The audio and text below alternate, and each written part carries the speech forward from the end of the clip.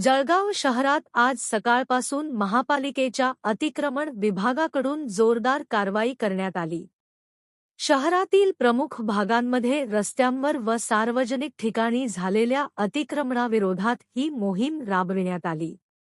या कारवाईदरम्यान काँग्रेस भवन परिसर, चित्रा चौक, महात्मा गांधी उद्यान परिसर, महाब परिसर तसेच जैन जुने बस स्टँड व टॉवर चौक या ठिकाणी अतिक्रमण हटविण्यात आले. रस्त्यांवर उभ्या असलेल्या हातगाड्या व फेरीवाल्यांमुळे वाहतुकीला अडथळा निर्माण होत असल्याने प्रशासनाने कठोर पावले उचलली. अतिक्रमण विभागाने एकूण 17 हातगाड्या जप्त केल्या असून त्या महापालिकेच्या ताब्यात घेण्यात आल्या आहेत.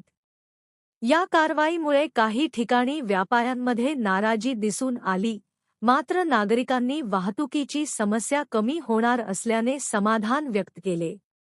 महापालिकेने शहरात अतिक्रमण होऊ नये यासाठी पुढील काळातही अशा प्रकारच्या कारवाया सातत्याने सुरू राहणार असल्याचे संकेत दिले आहेत.